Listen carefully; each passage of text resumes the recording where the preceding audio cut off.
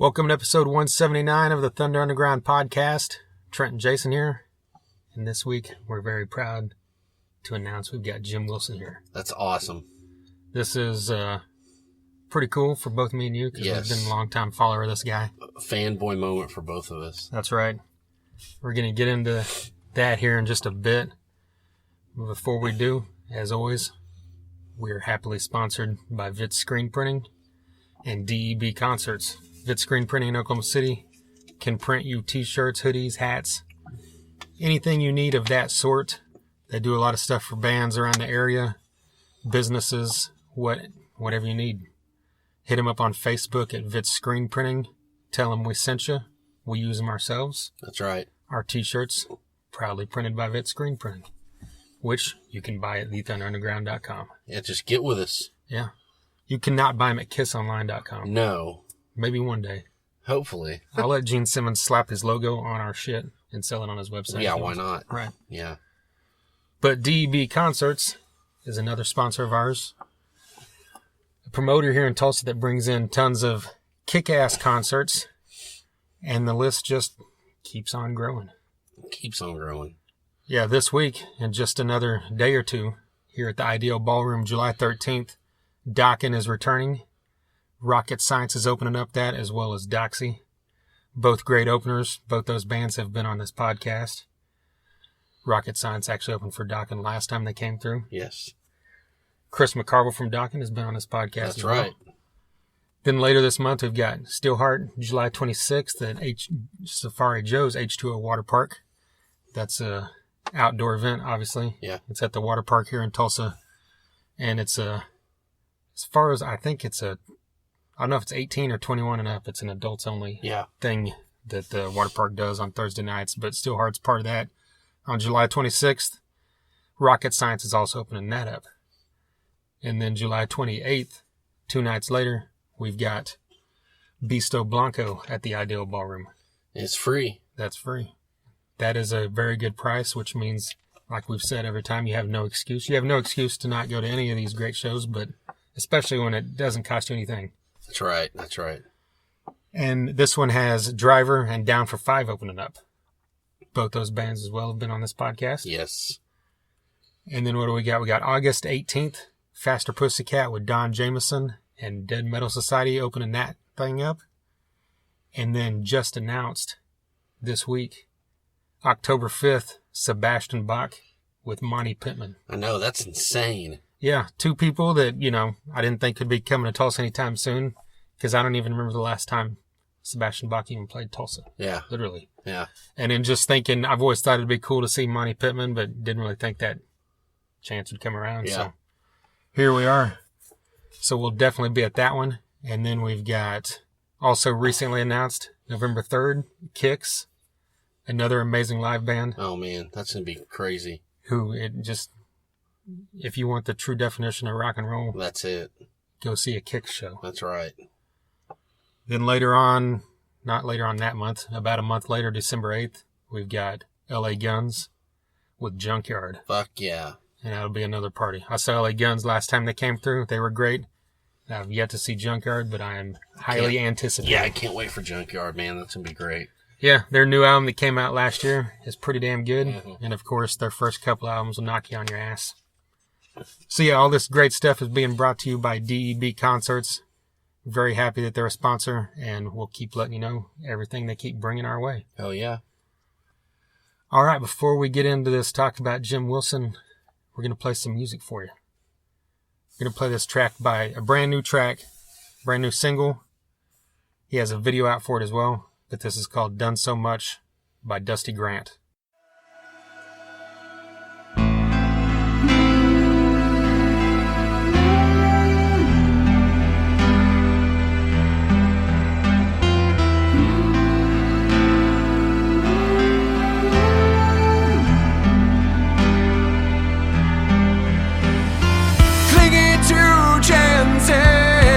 I've already blown,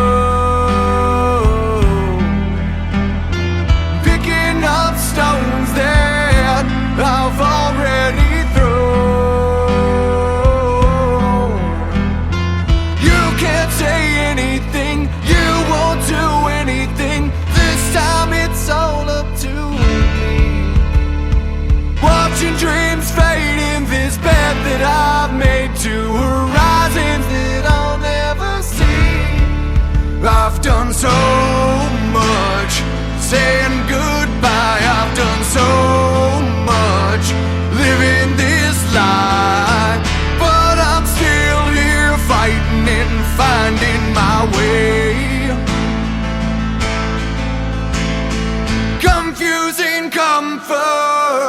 with calamity, knowing no way out, but I'll never leave. They get their pound of flesh, shallow and meaningless. I get the burden and shame, invading my space and spitting in my face while I take it and shoulder the blame. I've done so much, saying goodbye. I've done so much, living this life, but I'm still here fighting and finding my way. I've looked foolish thousands of times, burning bridges, clouding my mind, finding sunshine on the darkest of days. Out among the wolves and I barely have a pulse, I am hollow, callous to the core. I came running back for more, shame on me. Forced to walk away, there was nothing I could say to convince them. Bitter till the end, they'll keep trying to pretend, but they'll see, yeah, they'll see. I've done so much, saying goodbye. I've done so much, living this life, but I'm still here fighting and finding my way. I've looked foolish thousands of times, burning bridges, clouding my mind, finding sunshine on the darkest of days. I've done so much, saying goodbye. I've done so much, living this life, finding sunshine on the darkest of days. Done So Much, the brand new single from Dusty Grant. Get on YouTube. He's got a video for that thing as well. It's a sequel to his last video. Good stuff from this guy. Yeah, You know, for sure. he just got done with a Midwest tour with Sprout the Anti-Hero. And That's right. I talked about that recently because I was on that tour with yeah. him as well. Gotta love it. Got to hear that song every night over that tour, and it was pretty cool. Definitely. So cool to hear this recorded version of it. Yeah, it's it's rounded out. It's got the full instrumentation. His voice is awesome. So yeah, really glad we got to play it. Yeah, he's got that good kind of raw rock and roll voice, and this guy used to be a metal singer. Yeah. And, I think that's kind of helps Mm-hmm. to make this music, because most of his music is, like, as he calls it, sad boy rock or whatever he called it once. But, like, you need the kind of voice to work with that, and he's definitely got it. Definitely. Look out for more stuff from Dusty. He's got other music out. Hit him up, DustyGrant.com. Follow him on Facebook and Twitter, at Dusty Grant. You can't not find this guy. He's out there. That's right. Yeah, very happy to bring that to you. And also for everyone listening that's in the Tulsa area, he recently let us know that he will be back in November. Nice. The date and venue should be coming soon, but that show will be with Sprout the Anti-Hero once again. And it will be there. Yeah. And speaking of Sprout, he said he's putting together a tour right now that's going to take him up through the Midwest and into the East Coast. Oh, that's cool. In October. He said he's planning on like three weeks or so. And then in the midst of all that, he's playing Thunder Underground Fest. I mean, does it get any better? Yeah, we don't mention that every show. We need to start getting in the vein of doing that because it's creeping up. Yeah, it'll be here before you know it. That's right. 2 days of fantastic hard rock and heavy metal and punk rock. That's right. Can't forget that at the Shrine in Tulsa, October 19th and 20th. I don't have the list in front of me, so I don't want to just say a few bands, not the others. But like I said, we've got bands from Tulsa, Oklahoma City, coming in from Kansas City. Yeah. Fort Smith, Arkansas, Yeah. Little Rock, Arkansas. So we've got all kinds of stuff here. We'll be mentioning more about that as the weeks pass. And we would love for you all to join us. Yeah, and it's we're talking 18 artists, or is it 17 or 18 artists, and the ticket price is $10 for both days. Gotta love it. I mean, you go see Can't go wrong. You go see two artists sometimes that aren't that good for $12. Yeah, exactly. This is $2 less, and you get 8 times as many artists, and every one of them kicks ass. Yep. Because we wouldn't bring you shit, people. We're not going to. It's not going to happen. That's right. And the return of Jason to the stage with the guitar around his neck. I guess so. It's going to happen. That's right. We're practicing tonight. All right. Well, one little quick bit of news. We just found out that Great White is without a singer currently. Yeah, that's right. Yeah, that's... Well, no, they have a singer, Mitch Malloy. Was that happened? I didn't even Did look I it not up. tag you? I tagged you in it yesterday, and then you sent me the thing from Terry today. I didn't even So know I that. thought you knew. I didn't even know that until I sent you that thing. No, they sent... No, really? No, they Great White announced Mitch Malloy yesterday and just said, we wish Terry the best in his future endeavors. So see, I Wow. knew something before you did. Yeah. Son of a bitch. I don't know nothing about Mitch Malloy. All I know is he used to have a ton of pictures in Metal Edge back in the day. Right. Because, that fucking seahorse that used to run the thing fucking loved the shit out of him. Probably wanted to bone him. Yeah. But yeah, so I don't know what he sounds like or nothing. Did they ever have the things in the back of Metal Edge where it's like when Mitch Malloy's leather pants like they did with Mark Slaughter? Yes. Yeah. Well, I'm And sure they did. Fucking Pete Loran? God, fuck. See, that's the kind of thing that fucking didn't give that kind of music any kind of validity. That's the kind of thing where you kind of think, shit, it deserves to get made fun of. Yeah. Again, you can thank that goddamn fucking sea urchin that ran the fucking thing. Anyways. Well, it'll be interesting. I mean, Terry's voice is fucking amazing, and he is a great blues singer, but it didn't really sound, it didn't ever sound exactly like Great White because he didn't sound like Yeah. Jack Russell, which you don't need to be a good band. True. So it'll just be interesting to see what happens with him Yeah. now.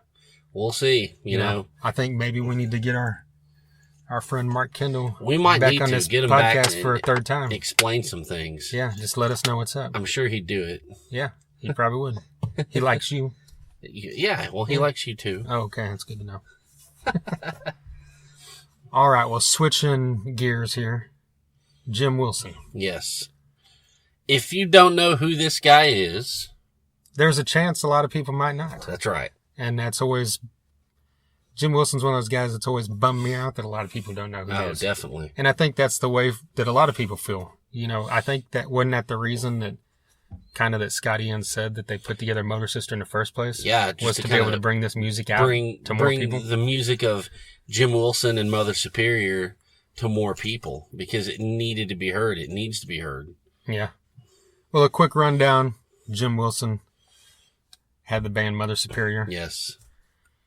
Then, during the midst of that, Mother Superior became the Rollins Band Yes. as the backing band with Henry Rollins. In the They late did. 90s, early 2000s. Yeah, I think it was 6, 8 years. Yeah, when Rollins decided to kind of switch gears and get a whole new band, he got Right. Mother Superior. They did 2 albums with him, several tours. Yes. They did the West Memphis 3 album. Right. Okay. They So were the yeah, backing 3. band on that. So if basically any of 3 you guys albums, out right? there, yeah. Yeah. That's a great fucking record. It is. I kind of forgot about all that, or I would have asked more about it, but, in the, There's always next time. yeah, in the span of everything he's done, that got lost in the shuffle. Something else that got lost in the shuffle was I had read about it recently and forgot to write it down when we were thinking of things to talk about. That just this past month, about 2 weeks before his new album came out, Pearl's new album came out, Yeah. and he played the whole thing and co-wrote the whole thing. Yeah, oh, yeah. He does stuff with Pearl, Scott Ian's wife. Mother Superior, not only did they back Henry Rollins, they backed Daniel Lanois. And, they've done so much stuff. And, this guy really needs to be heard, and he's got a new record called Now Playing, and it's really fucking great. So we're glad to have him on here. Yeah. Speaking of Pearl, she's also part of Motor Sister. Yes, She didn't yes. really, I mean, we It kind of all mentioned. kind of goes in there together. If you're not familiar with Motor Sister and you love the rock, the hard rock and metal, you got to dig this because it's fantastic music, like we've already said, because it's Jim Wilson's music from Mother Superior, but the band features Scott Ian from Anthrax, Joey Vera from Armored Saint, John Tempesta from The Cult, and pretty much every other band you've ever heard of. No shit. Who am I forgetting? Pearl. Yeah. So, check, they've got an album out that came out about 3 years ago now. Yeah, I think so. It's fantastic. Yeah, Unbelievable. It's fucking superb. You could put it on and hit repeat and listen to it like 7 times in a row and it never gets old. Yep. And then he mentions in here, of course, that later this year they're going to be recording their second album. Which I can't wait for. Which is news I didn't really think I would hear. So I'm extremely happy about that. Yeah, no shit. But, yeah, and we also mentioned later in this interview that we got the chance to see Mother Superior at least once. I saw him a few times. Did you really? Yeah, because anytime you saw Rollins' band, Mother Superior opened. Oh, that's right. And I saw them at the other side back in the day. I saw them at Kane's Ballroom. Yeah, I saw that other side show, but I don't think I was at that Canes one. Yeah. No, yeah, because no one would fucking go to that Canes when I went by myself. I don't remember why. None of you motherfuckers wanted to go. It's not a matter of not wanting to go. Fuck all you guys. No, listen here. I had to here. have a legitimate reason. Yeah, I'm sure it was legitimate. If we're talking legitimate. about Rollins' band and Mother Superior. Jesus Christ. That's it. Trying to make me look bad now. Maybe I am. Maybe you need to look bad for missing that shit. That was an amazing show. Yeah. Well, yeah, like Jason said, Now Playing, brand new album just came out, 2 weeks ago? Yeah. So get on everywhere you can consume music and buy this thing. You can also get on, his stuff and order vinyls, all that great stuff. He sent us both a vinyl, which we're very thankful for. Thank you very much. Yes, definitely. So yeah, Now Playing, it's got features Phil Jones on the whole album, playing drums, producing. And then it's also got guest appearances from Mark Ford, formerly of the Black Crowes, now the Magpie Flute. And it's got Mike Campbell, formerly of the Heartbreakers. Well, yes. Forever of the Heartbreakers. That's right. And then now of Fleetwood Mac. Yes, definitely. But yeah, so look this thing up. It's like 35 minutes of just amazing fucking rock and roll music. Yeah, I mean, there's no other way to describe it. Just good rock and roll. Yep. Well, let's get into this. Here's Jim Wilson.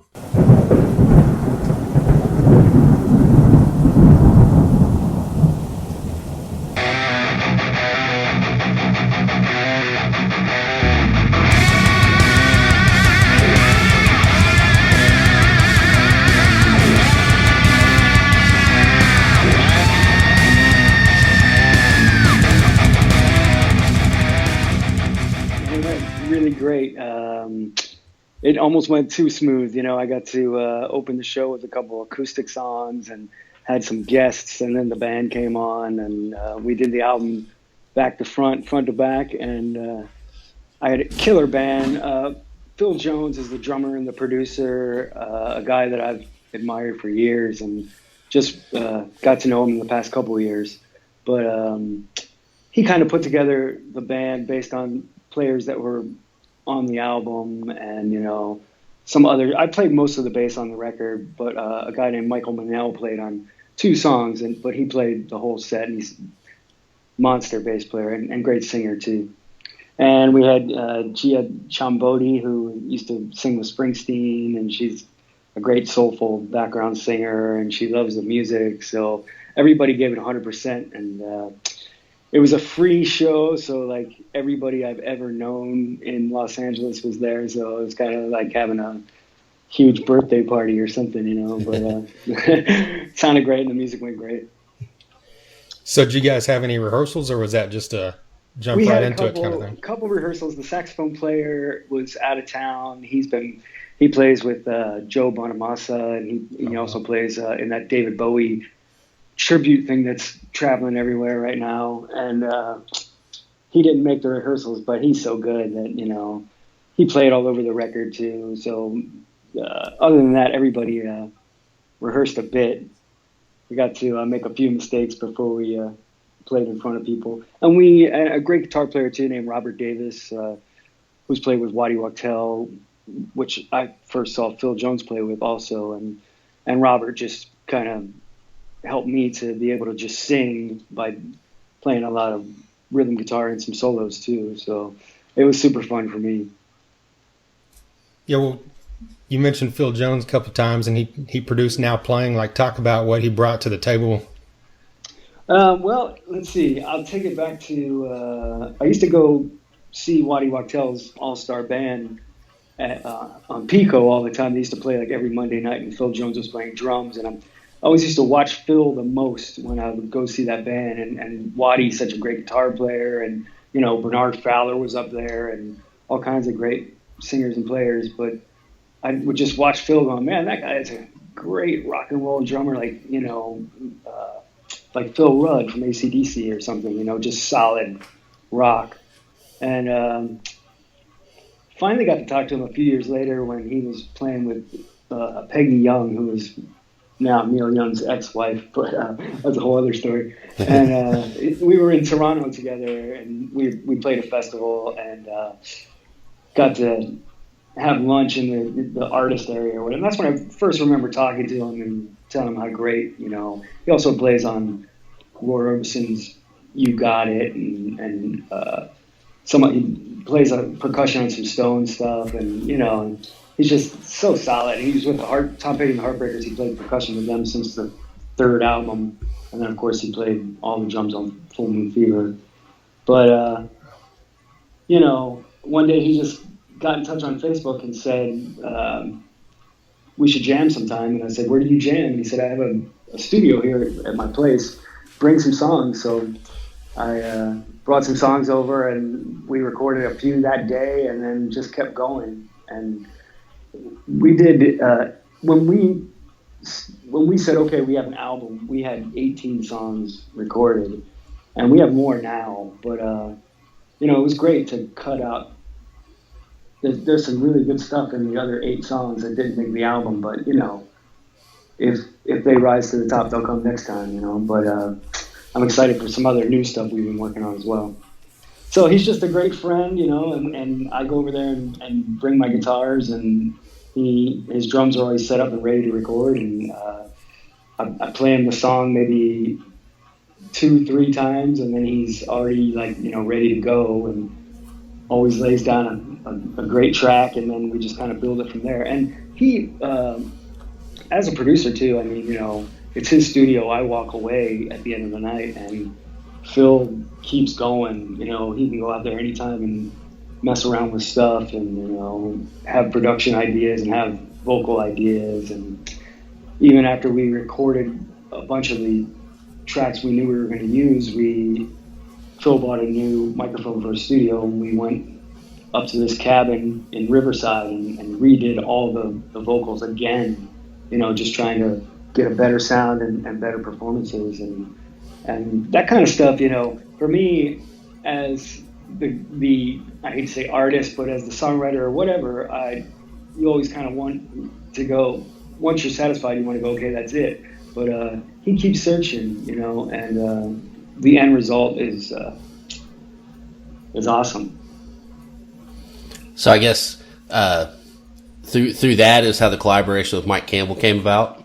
It is, yeah. Mike was doing some demos at his home studio and called Phil to play drums and asked him if he knew a bass player. And, I played bass with Daniel Lanois, so I've been starting to become known as a bass player outside of being a guitar player for people that, aren't familiar with my music, but listen to Daniel or whatever. So I was brought along to play bass on Mike's demos, and then we hung out and did a bunch of songs, and then put on Honeysuckle at the end, and he just ripped it up and just kept adding stuff. And it was a really cool song before that, but those kind of guitar stabs that he added on the chorus were all his idea, so I can't even imagine hearing it now without that, so definitely walked away happy that night, Still waiting for more, but now he's in Fleetwood Mac, so we'll never hear from him again. I'm just kidding. Yeah. And I just got to hear Honeysuckle on Joe Elliott's radio show. He's always been a supporter of my music, and it was just on before I talked to you guys. So he likes a bunch of songs on the album, and he was originally going to play Energy, and that's what he told me. And it was a nice surprise to hear Honeysuckle, but he's got a Sirius XM show too, so he's going to be playing different songs. Oh, that's awesome. That's great. Yeah, everything, finally people are hearing the album because, like I said, once we trimmed down the songs to pick the final playlist, then the mixing began. And then I was on the road with Daniel Lanois last year for 6 months. So Phil and this guy named Eli were mixing the tracks and sending them to me on the road. And it was just better than I ever thought they could be. So that was easy for me to just, kick back and know that these guys were committed to doing great mixes. So then once we had that done, you got to do artwork, and that's another couple months or whatever, because everything's got to line up. And so we've just been so excited. We finally delivered the record to the vinyl pressing plant, and they said, oh, it's 8 to 10 weeks, and it's like, oh, fuck. Sorry, can you say fuck on your show? Yes, definitely. Okay. But everything came smoothly. We decided on a release date, and through all my records that I've released in the past, all the catalog that I, have had as a record label, I have digital distribution worldwide. So I've been putting that to use too, getting these records out that way too. Because as much as I love vinyl, I know that people stream and download, hopefully download, in the scheme of things. So just wanted to make it available for everybody, Yeah, we literally got the vinyl in the mail about 10 minutes before this interview. Oh, nice. Perfect. So thank you very much. Yeah, thank you. Oh, thank you guys. Nice to talk to you guys. Yeah, so I'm a huge fan of the Black Crowes, so I thought it was really cool to see Mark Ford on several of these songs as well. Oh yeah, tell me about it. It's a trip for me too, and we've done a couple other songs now as well. After the 18, me and Phil have probably done 4 or 5 more since then. Sometimes just for fun, like if it's a big rocker, we'll just record it. And you never know. And sometimes you get sick of doing ballads, but sometimes if the ballad's good, you can't deny it. So. I don't know, a month or so ago, right after Mark had finished recording a bunch of Magpie Salute stuff, him and Phil talked, and Mark said he would come over to record, and I think Phil assumed that it meant that Mark was bringing some tunes over. So Phil called me and said, hey, do you want to play bass on some of this Mark Ford stuff tomorrow or whatever it was, Tuesday? And it's like, hell yeah. So I showed up.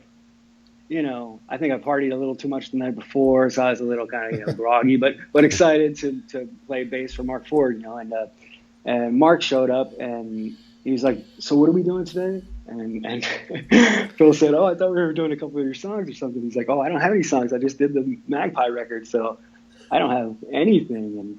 And Phil goes, okay, we'll do one of Jim's songs. And it was like, give me a second to think about it or whatever. But anyway, we ended up doing 2 songs that day, and Mark was like a superstar and totally just like doing like, rhythm acoustic tracks and then putting on solos, and just one was kind of a ballady thing and one was a rocker. And he started producing my vocal and said he really believed in the song, and we still haven't finished it yet, but we will. So that's coming up too. So, to me, it's like, wow, Mark Ford knows my name, which is crazy. And to hear the tracks come back with him on one side of the speaker, me on the other, at the end of Energy or whatever, it's nuts, And one other quick story that I'll just share that was confirmed. I remember thinking that I heard Phil say this early on, and then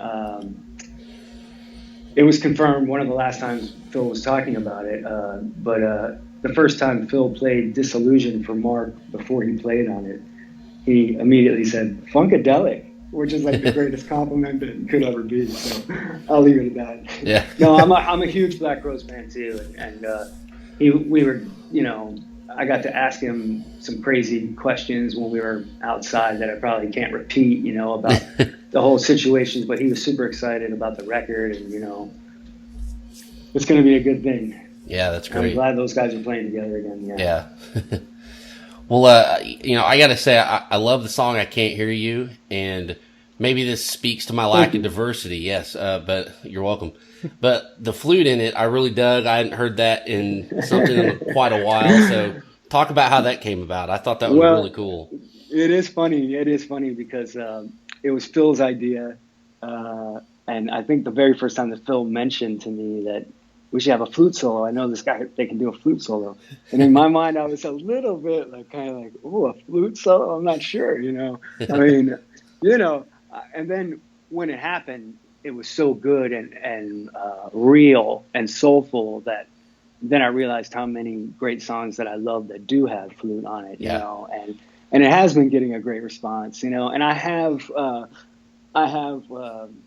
lots of friends whose diversity is questionable sometimes, you know, and they, you know, and that's always on my mind too, because, you know, as a rocker, I've actually had, like, you know, reviews in the past from people saying, you know, oh, stop writing soul music, or, you know, just rock, you know, and it's like, you know, I love rock and roll, and to me, rock and roll is soul music, or whatever you want to call it. I call something soul music if I can feel it. I'm not necessarily putting any category on anything, you know, but I don't know. To me, I just felt like if I can't put out records under my own name that do whatever I want to do, then there's really no point in doing it. I can, you know, have the outlet of doing heavy rock in a few different places, and it just seems to me like I should take chances when it's just my name, you know, even if it's an acoustic record or whatever it might be, just do whatever I want to do. So my nephew, who's new to Southern California, he's in his mid-20s, and, you know, he heard it and he's like, the flute solo is my favorite part of the whole record, you know. So, you know, it's a different generation there too, you know, and we are going to get together at the end of this year and do a second Motor Sister record. So now I'm fully in, like, you know, saving up my rock riffs, you know, everywhere I go, just kind of, you know, keeping my ears open for things. So that's super exciting too. Yes, I saw your post a few days ago that Henry Rollins listened to the album with you. I was just wondering what his comments were. Oh man, it was great. He was. We didn't even plan on listening to it. I ran into him just by accident a few weeks before, and I told him when my record came through, I would bring copies. And his assistant Heidi is a big fan too, and she's always super excited. So I was going to bring records by to the office and just say hi, and then he busted it open. He's like, "Should we put this on?" And he's got like a $500,000 stereo system. It's like incredible, you know. Yeah. There's like these, like, you know, power amps for each speaker, you know what I mean? Just, and it was so loud that you could hear like the vinyl surface noise more than ever, just because it was cranked so loud when we listened to it. And he was jumping up, and he loved the horn stuff, and, you know, we listened to the whole thing, and he's gonna do starting September 1st, he's going to do a different song on his radio show each week. So he already put energy in for that September 1st show. Oh, that's great. Yeah, he's super cool. And he was going to come to the party, and then I told him it was 10 o'clock, and he said, "You kids are up too late for me, but I'll make the next one." Well, how is it? I mean, you know, Henry Rollins or just anybody listening to the album with somebody, watching their face and, you know, hoping they react well to it. It's hard, you know. Hoping they're not just telling you what you want to hear. Yeah, no, I believe Henry, you know. We've been through so much together. But, yeah, it's hard for me to sit there and listen to it sometimes. I probably had my head turned to the right, you know, the whole time, just trying to act like I was into the music because, you know, I'm trying not to see the facial expressions or whatever. But, you know, there were questions about who's playing what and things like that came up. So it was cool to just like two armchairs just sitting side by side, you know, listening. And he's heard so much from the very earliest days, you know. The very first thing that he heard was a Mother Superior 4-track demo CD. And then, you know, by the time that we actually put out something that was properly recorded, he wrote the liner notes for that album. So he was involved, you know, he was listening to the rough mixes and everything. So, and then by the time a couple albums later, he was producing, and he was trying to take us to places that we'd never been before musically, say, you know, usually because Mother Superior was always on a budget. So we were always running in and out of the studio because we didn't have label support or anything. But by the time Henry came around, we had more time to record and make things sound better and do weird stuff with the voices and, you know, different tones for the guitars and stuff we never thought of. We always set up live and just recorded exactly the way we sounded. So that whole growth was because of him. And then not to mention him taking us on the road for however many, 6 years, and, you know, doing all those sweaty shows, super sober and, you know, hard working, you know. So that put something in all of us too that just made our work ethic better, period, you know, just because we were with him. And I said a few things to him the other day. He doesn't like to hear it, but, you know, I was talking about just all the DIY things that I do as well, and it's really all because of him. And, you know, just the inspiration that we all got from him when we were angry teenagers, you know, trying to find an outlet and trying to find people with like minds or whatever. So, you know, he'll always be my brother, you know. Yeah. Well, so how was that, like, you know, with Rollins or Daniel Lanois, from you guys are a 3-piece band doing your own thing to having to be kind of a backing band, or, you know, having a different voice now? I mean, how was that transition? It was, well, it was a relief, to be honest, because, you know,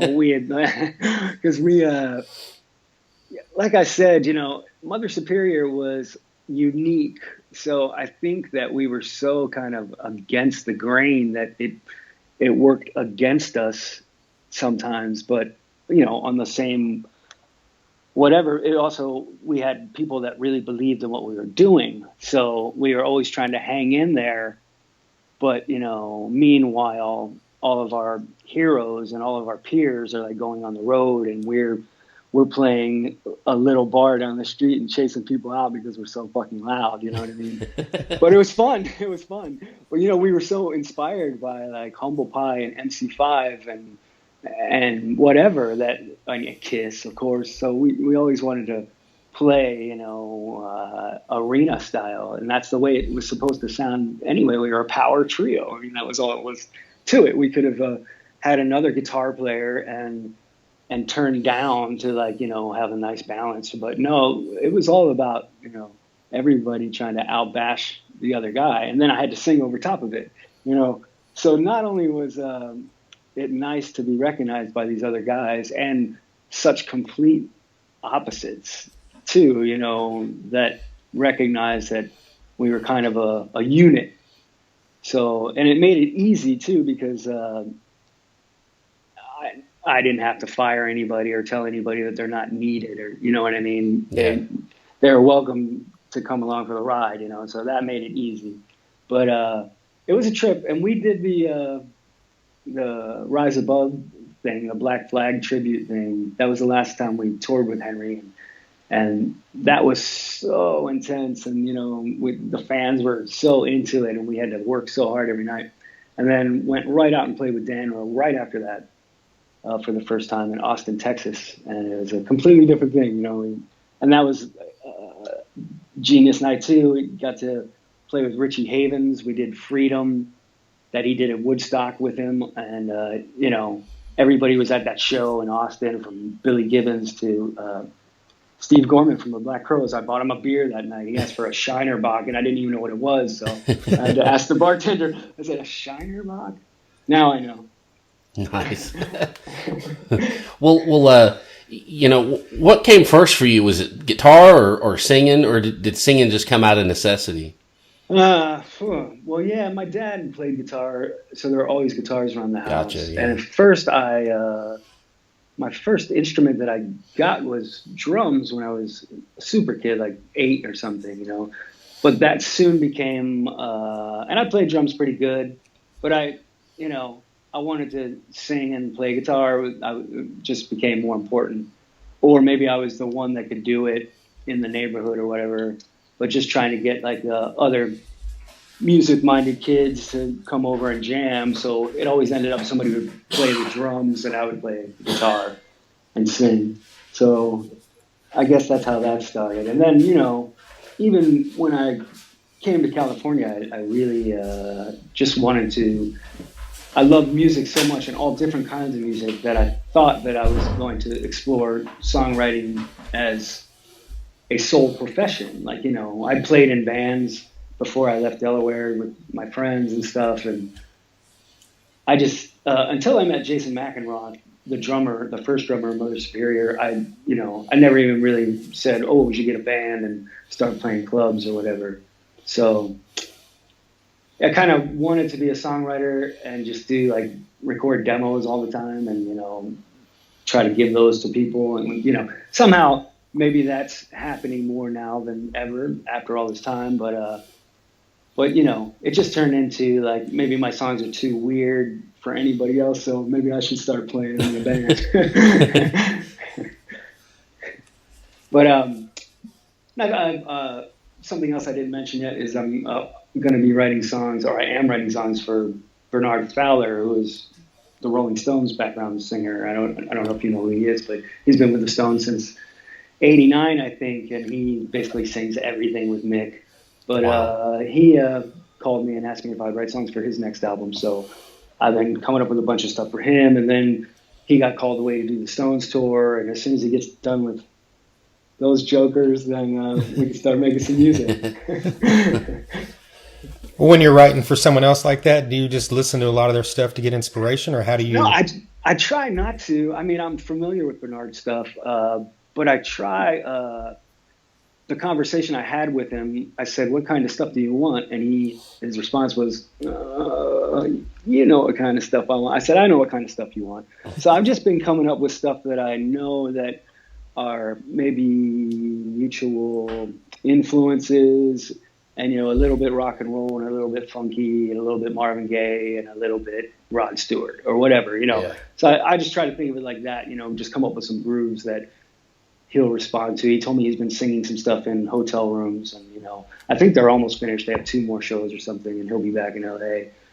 But, you know, he's a busy man too. So, but it'll happen more this year too. So, for me, it's like a dream come true to have an outlet for all these different melodies and things, you know.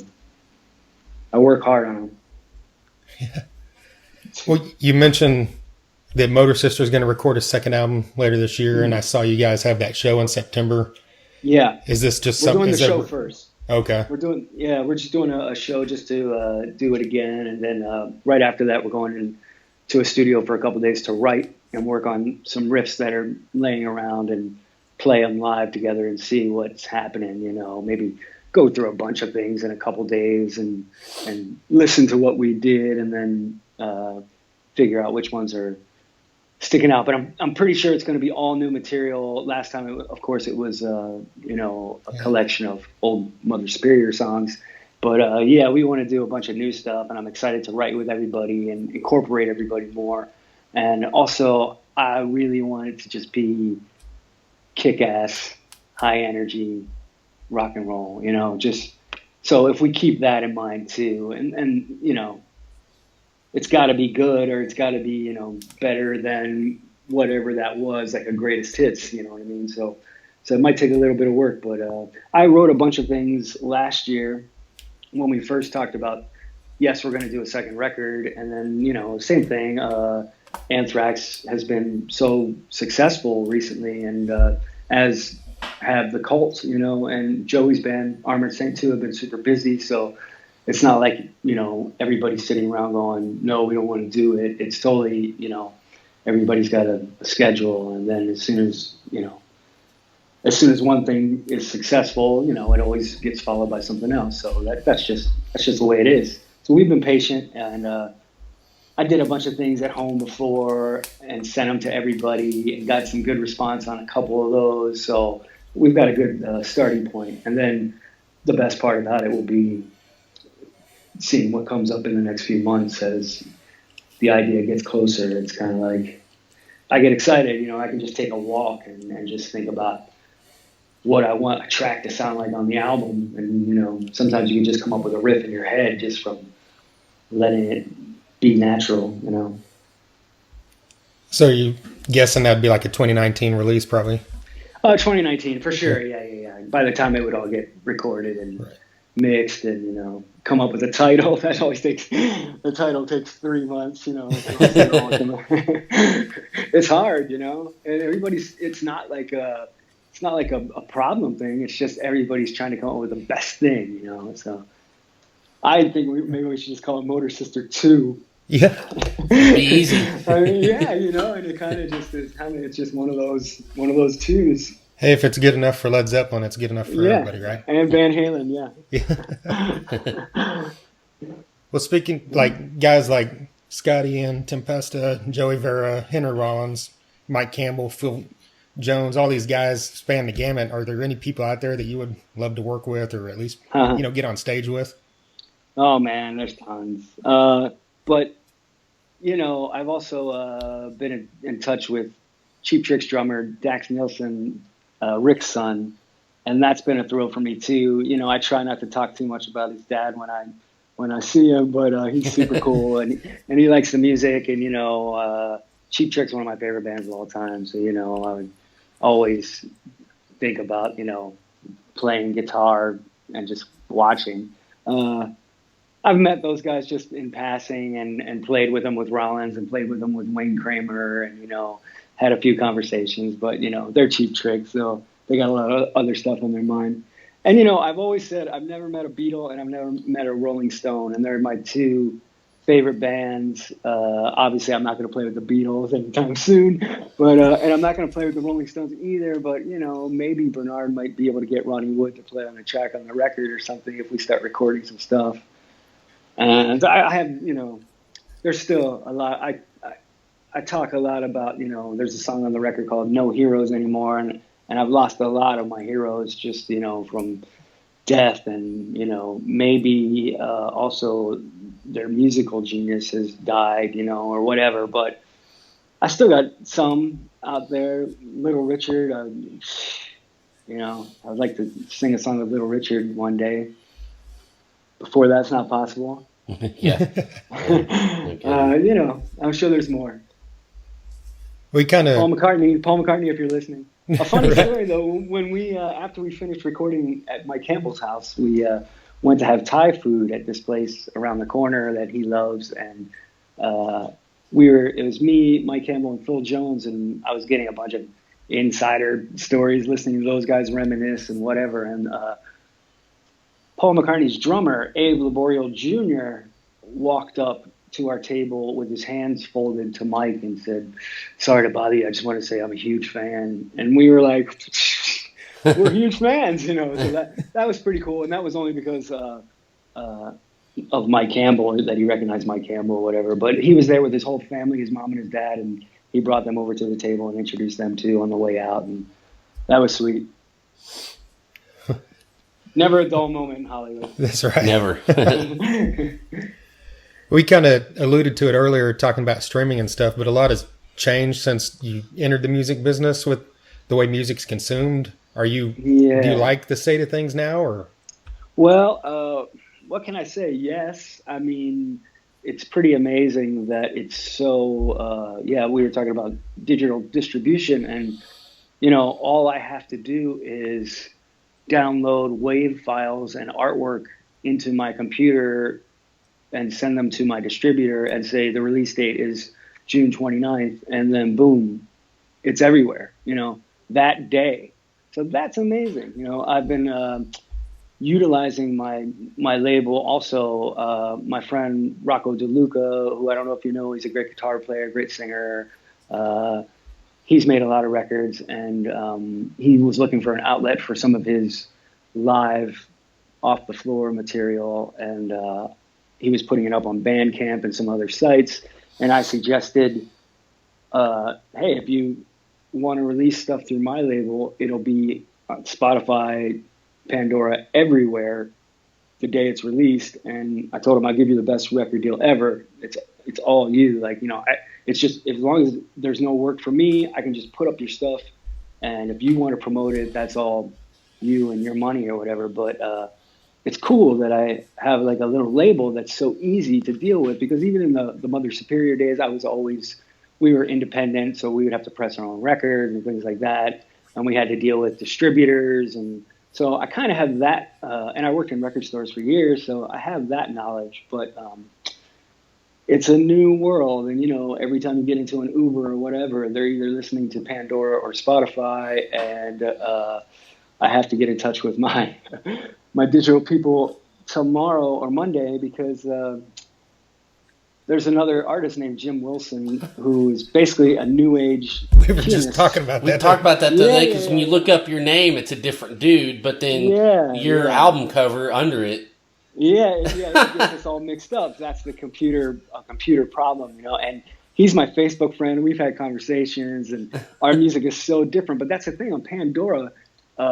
It's different than Spotify, where if somebody looks up my name on Pandora, it'll say Jim Wilson Mix, and you'll get one of his tunes, you'll get one of my tunes, and you'll get two of his tunes, and you'll get one of my tunes. You'll get three of his tunes, and it's like, somehow, you know, we're different enough that there's got to be a way to change that. And that's a TBA. I'll let you know how that goes. But that's the world we're dealing with now, you know.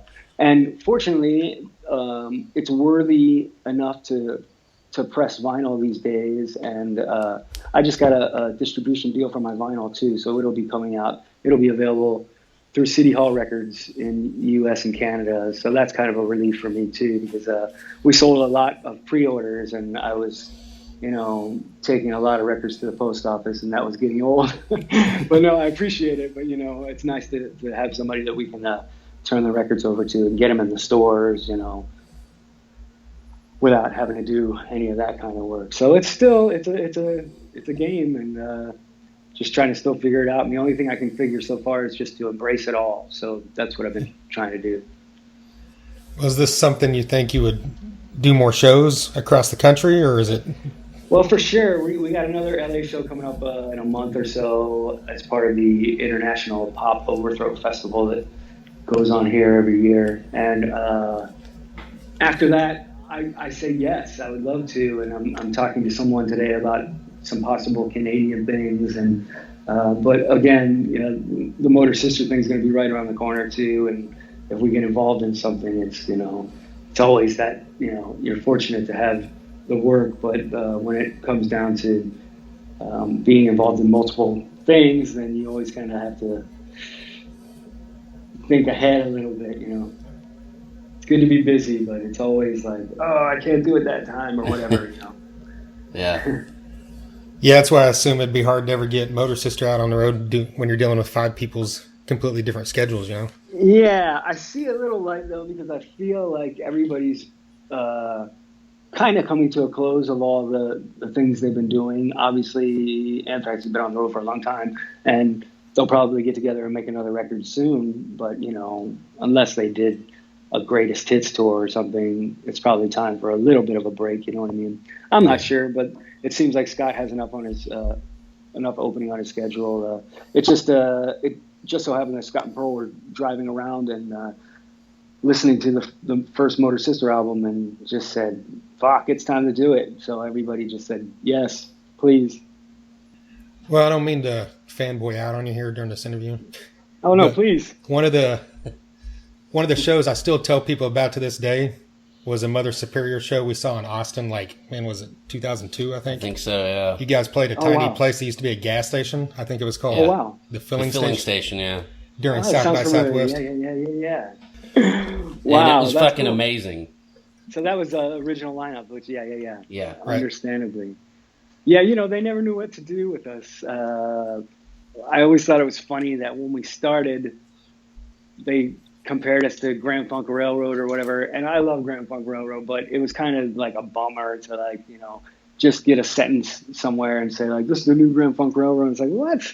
Yeah. Because, you know, yeah, you just yeah, think like well, you're doing something that, you know, we had some currentness about us or whatever, but, you know, we never knew what it was. But anyway, once we started playing with Henry and then Wayne Kramer after that, then it became, all of a sudden we were a punk band, you know, a punk hard rock band or whatever, you know. So it's just funny how you get seen through people's eyes. So that might have had something to do with it, because the press never knew what to call us or how to promote us. So if the local paper in Austin said, you know, butt rock trio, Mother Superior coming to the whatever the club, then, you know, that might have said why people didn't come, you know what I mean?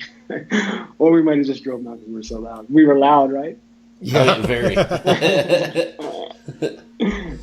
Yeah, it was always, you know, it was impossible. It was an impossibility to scale us down, because once we got on stage together, I remember going to San Francisco once, and we were opening for some band, and we were driving to San Francisco 6 hours and all talking, getting all serious and saying, you know, well, when we get there tonight, you know, it's going to be a nice crowd. So let's take it easy, you know, and ease into it. Try not to lose anybody, keep the crowd going, and then, you know, bring it up and bring it up and bring it up. And then, you know, first noting, I was like, you know, and, you know, it was 10 right away. So it was impossible to tame us. That's awesome. And the songs called for it as well. I mean, if you had to do those songs as, you know, soft bar rock or whatever, it wouldn't have the soul or the energy or whatever it was that we found when we played that way. You know what I mean? Yeah, Definitely. Well, that's cool. I'm glad you guys got to see that lineup. I love the second drummer, Matt Tecu, is just as great, but I just feel like the original trio were the friends that started that band, and, you know, that's where the magic came from that original take on it. And Matt did a great job of taking over, and we made some great records with Matt too. But, you know, it was blood, sweat, and tears to get the original band lineup off the ground, and we were doing it because we all loved the music, and we were hanging out together as friends and listening to music together and applying that to the music, you know, rather than, say, later on when the band had been making 8 to 10 records, and, you know, you're talking to small labels that are trying to help you, and they're trying to figure out, like, oh, maybe you guys should try like a Foo Fighters kind of thing, and it's like, what are you talking about? You know what I mean? So it was always hard, because there was an image that wasn't something we did on purpose. It was just, you know, a trio rock band, and, you know, we couldn't add strings or, you know, a flute solo. We would have never had a flute solo. So, you know, there's the musical freedom through the years. But I appreciate it. That's nice to hear. I'm glad you guys caught that. I probably have a recording of it somewhere, because I used to have this little mini disc recorder that I took with me everywhere I went, and I would record all the shows, you know. And it's kind of like it just sits in the back of the closet. There's like 2 boxes full of them, and you know, it would be too weird for me to sit down and relive all of that, you know. Yeah. Plus all that, and then I have probably 100 Rollins shows too of that kind of thing. But those are funny too, because we used to play the same set all the time. So if you hear one, that hurt them all. Unless you were there, you know. Yeah. I just don't feel like sitting down and listening to 100 of those. Cool, man. We definitely appreciate you taking the time to do this. Hey, thanks very much. I'm glad that you guys are up and running and doing so well. Yeah, thank you. Thank you. There you go, Jim Wilson of Motor Sister, of Mother Superior, formerly of the Rollins Band. That's right. And, of course, of his solo music as well, which is Exactly. amazing. Like we said before we kick this off, big honor for both of us, both big fans. And, you know, it's a guy that we had crossed our minds previously about being on his podcast, but just didn't really look into it. And then when we saw he had this solo album coming out, decided to reach out to him. So big thanks to Jim Wilson for agreeing to be on here and talking to us for a good 40 minutes there, and looking forward to having him back down the line to talk about more stuff. Definitely, yeah. It came together pretty quick, and, like you said, we were stoked to have him on. Mother Superior was one of the best live bands I've ever seen in my life. They were electric, and they were fucking something about the three of those guys. The stars lined up, and it was, again, a huge honor to have them on. Yeah, just go Google them or whatever. Yeah, they've got several albums. If you can get your hands on an album called Sin, that's right. You'll thank us. That's right. That album is fucking amazing. Yeah, that's your homework now. Mother Superior, Sin, yes. Motor Sister, Ride, and Jim Wilson now playing. Yes. These 3 albums you need to listen to before this weekend ends. If you don't, you're an asshole. There will be a quiz, motherfuckers. Right. Yeah, on the next episode, it features, who is it? Who'd you say was going to be on the next episode? Jeffrey Dean Morgan. You said that last time. Oh, I did? Yeah. Jesus, I can't even remember. You had a few beers. That would be it. Yeah. I haven't had any beers today, so. But yeah, once again, thanks to Jim Wilson. Look all that stuff up that we talked about. Do it. Thanks again to DB Concerts and to Vit Screen Printing for sponsoring us. And if this is your first time listening, of course, thanks to you. And if you're a many-time listener, we love you guys, of course, as well. Get on thethunderunderground.com. You can find everything there, all our social medias, all the previous podcasts, the merch. We've got t-shirts, koozies, stickers, all that great stuff. Grab them. Yeah, should have more stuff coming down the line. Go back. We've got 178 previous episodes you can check out. Everything from, like we mentioned, Great White. Mark Kendall's been on here twice. We've had on Gene Simmons from Kiss. We've had on Bruce Kulick, formerly of Kiss, now of Grand Funk Railroad. That's right. Formerly of Michael Bolton, even. There you go. There's some trivia for you going people. Way back. Yeah. John Connolly from Seven Dust, Reed Mullen from Corrosion and Conformity, Joey Allen from Warrant. Dave Ellefson from Megadeth. That's right. Chris Broderick from Act of Defiance, formerly of Megadeth. Death Angel, Ted Aguilar. That's right, that was a good one. Shooter Jennings, which I guess we could go into next time maybe, yeah. But we saw Shooter Jennings live. That was awesome, yeah. This past weekend, once again, and as always, he's fantastic. Oh, yeah. He had Ted Russell Camp back with him, which is great to see. By God. Yeah. We've had on, if you love Jim Wilson and just good time rock and roll, we've had Ian Moore on this podcast. Yep. Check him out. If you have not, you're missing out on a wide array of great music. That is definitely for sure. Yeah. And then on the flip side from Ian Moore, we've had on Gus Scott from Trickster. I know. That's our spectrum. We don't give a fuck. Yeah. And then we go technical, insane metal with a Legion. Oh, yeah. You know, it doesn't matter. Wino. That's right. Guys from King. Fuck yeah, King. Miss May I. He is legend. Avatar.